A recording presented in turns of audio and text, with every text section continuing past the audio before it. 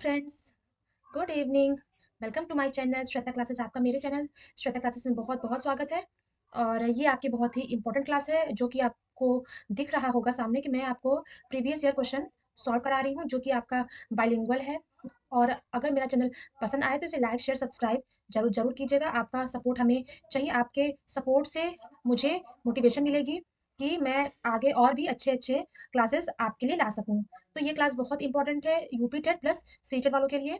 तो इसलिए कि आपका जो इन एग्जाम में आप अगर से प्रीवियस ईयर भी अगर आप कर लेंगे तो आप का ये कंफर्म है कि आप 60% नंबर से मार्क्स लाके आप पास हो सकते हैं। ठीक है, तो आइए हम लोग स्टार्ट करते हैं अपना पहला क्वेश्चन।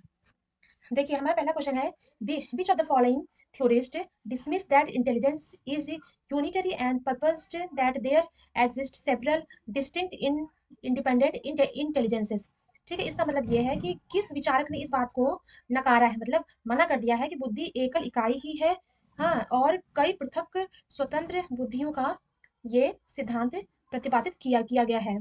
ठीक है, बुद्धि इकाई है इस बात को नकारा गया है। ठीक है, तो ये किस मनोवैज्ञानिक ने कही है? तो आपको ये बात बहुत अच्छे से पता है कि आपके सिर्फ एक हार्वर्ड गार्डनर ही हैं जो कि बुद्धि के कई प्रकार बताए हैं और बाकी किसी ने भी इतना मतलब कि डिटेल नहीं बताया है। तो इसका होगा आंसर नंबर आपका बी। ठीक है, इसका होगा हार्वर्ड गार्डनर, इसलिए कि हार्वर्ड हार्वर्ड गार्डनर ही है जो कि इस बात को खारिज कर दिए हैं कि बुद्धि सिर्फ एकात्मक है।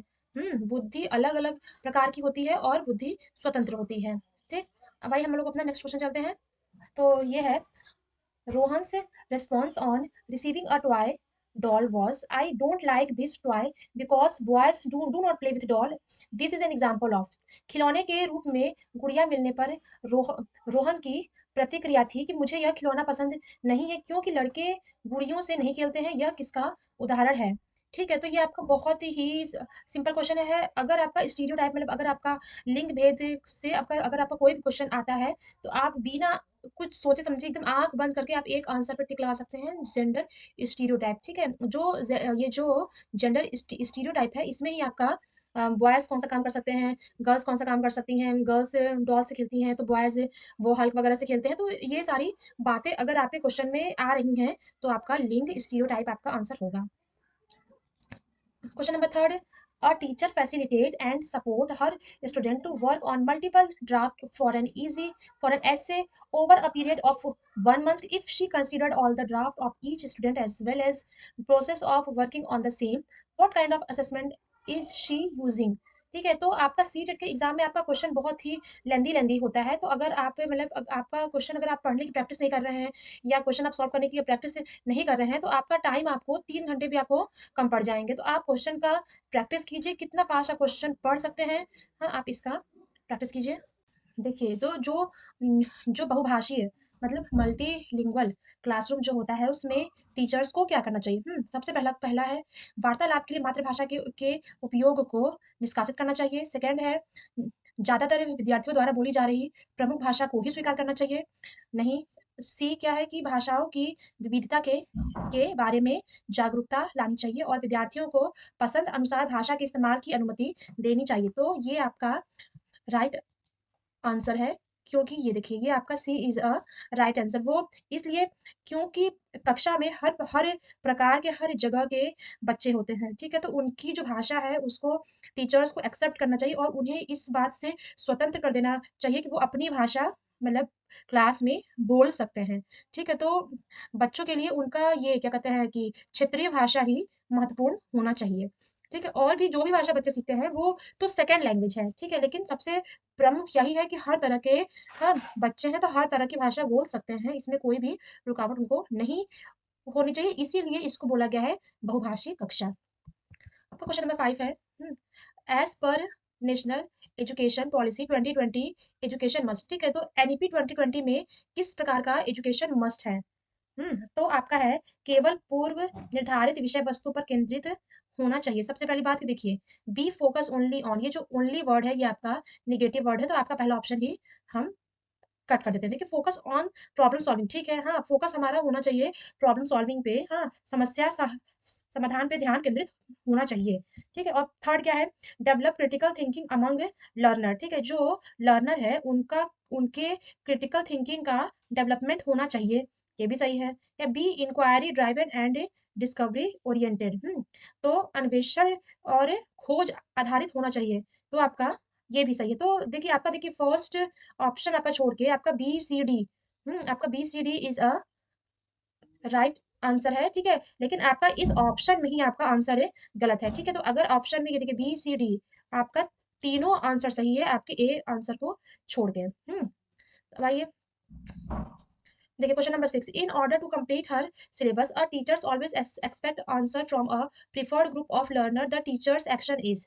इसका क्या है कि देखिए पाठ्यक्रम को जल्दी पूरा करने के लिए, कंप्लीट करने के लिए एक शिक्षिका जो है हमेशा अपने पसंद के ही कुछ बच्चों से उत्तर पूछती है। तो शिक्षिका द्वारा किया गया ये जो कार्य है, ये किस टाइप का कार्य है, ठीक है। तो देखिए पहला आपका ऑप्शन कहता है पाठ्यक्रम पूरा करने हेतु न्याय न्यायोचित है, ठीक है, मतलब कि सिर्फ पाठ्यक्रम को पूरा करना ही उचित है, नहीं।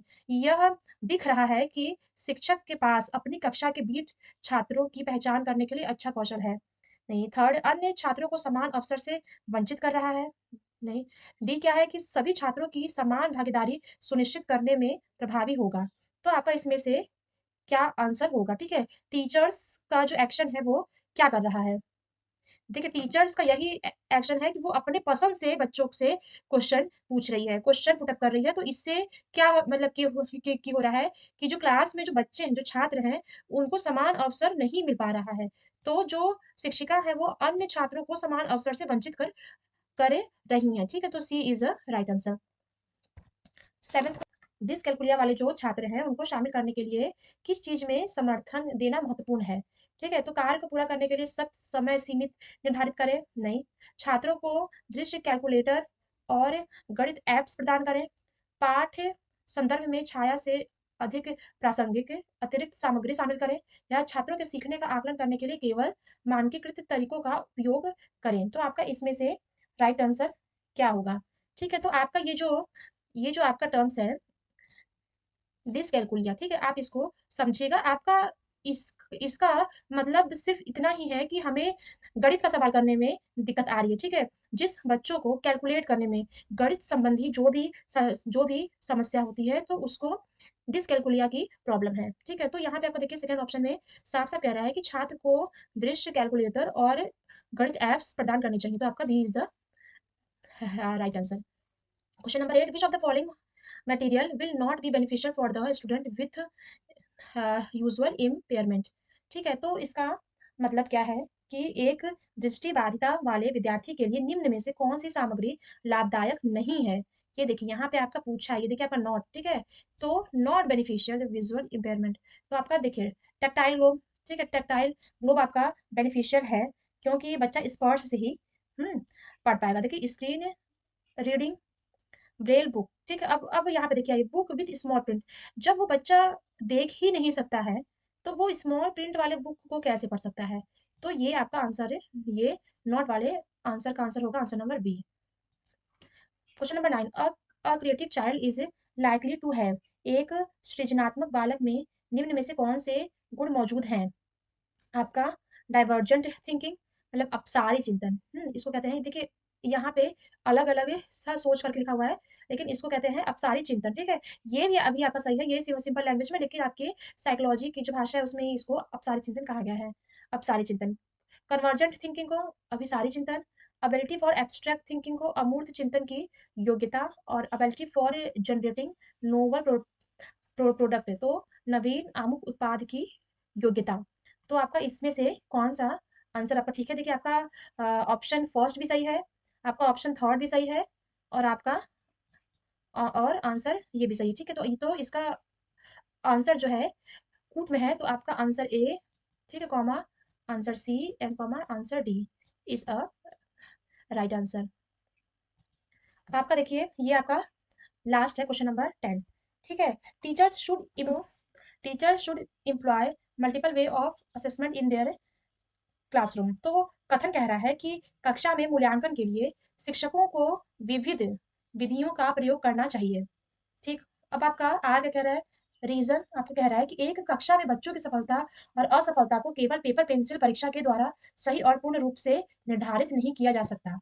ठीक है? तो इसका आपको राइट आंसर इसका क्या होगा? ठीक है? तो इसका देखिए, इसका आपका असर्शन और रीज़न दोनों ही सही है।